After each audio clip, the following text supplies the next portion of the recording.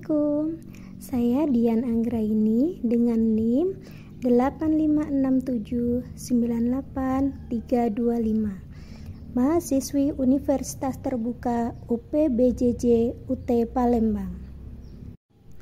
Di sini saya akan melakukan praktikum simbiosis parasitisme.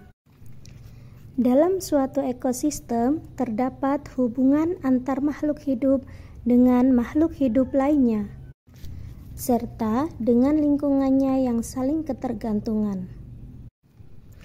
Hubungan timbal balik antara spesies makhluk hidup dalam suatu habitat tertentu disebut dengan simbiosis. Ada 3 jenis simbiosis, yakni simbiosis mutualisme, komensalisme, dan parasitisme. Simbiosis parasitisme merupakan hubungan antar dua organisme yang mana satu pihak diuntungkan, sedangkan pihak yang lainnya dirugikan. Untuk mengetahui contoh-contoh dari simbiosis parasitisme, kita akan melaksanakan praktikumnya. Yang pertama, alat dan bahan yang kita butuhkan adalah lembar pengamatan, yang kedua alat tulis, dan yang ketiga adalah lingkungan sekitar kita. Dari hasil pengamatan, yang pertama saya temukan adalah hubungan antara siput dengan pohon kakao. Dalam hal ini, siput memperoleh keuntungan berupa makanan, yaitu daun-daun pohon kakao untuk tetap menjaga kelangsungan hidupnya. Sedangkan pohon kakao mendapatkan kerugian di mana daunnya menjadi rusak dan menghambat proses fotosintesis, sehingga mengganggu pertumbuhan dan perkembangan pohon kakao. Selanjutnya adalah hubungan antara ulat dengan tanaman jambu Jamaika. Ulat diuntungkan karena memperoleh makanan yaitu daun jambu, sehingga kelangsungan hidupnya tetap terjaga. Namun, tanaman jambu Jamaika menjadi rusak, bolong, menghambat proses fotosintesis dan mengganggu pertumbuhan tanaman. Yang ketiga adalah hubungan antara kutu putih dengan tanaman pohon mangga.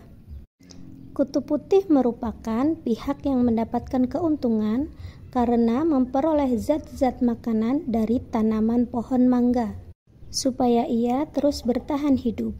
Namun, tanaman pohon mangga mendapatkan kerugian karena daun-daun pada tanamannya jadi mengerut, menguning, membusuk, dan layu. Semakin kutu putih berkembang biak dan jumlahnya semakin banyak, tanaman pohon mangga berpotensi mengalami kematian karena volume sari makanannya semakin banyak diambil. Yang keempat adalah hubungan antara nyamuk dengan manusia.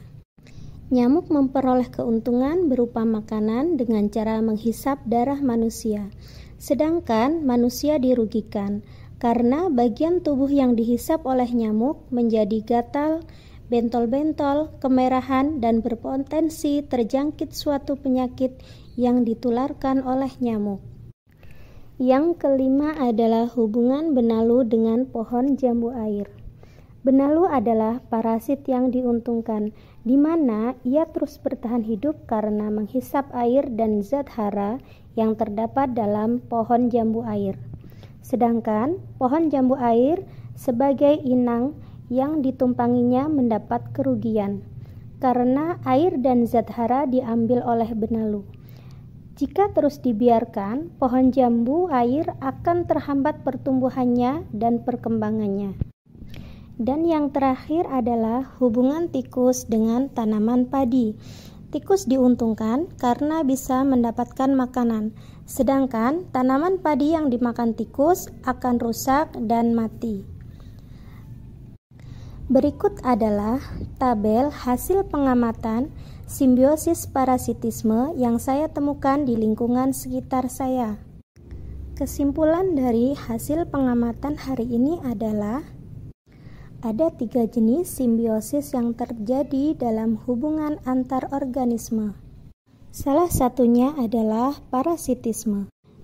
Simbiosis parasitisme terjadi pada hubungan antara dua jenis makhluk hidup yang berbeda, yang mana satu pihak diuntungkan atau parasit, sedangkan pihak yang lain dirugikan atau inang. Hubungan tersebut membawa keuntungan bagi kelangsungan hidup parasit dengan memperoleh sari makanan dalam jumlah yang banyak, serta dalam kurun waktu tertentu. Keberadaan parasit dapat menyebabkan kematian bagi makhluk hidup yang ditumpanginya.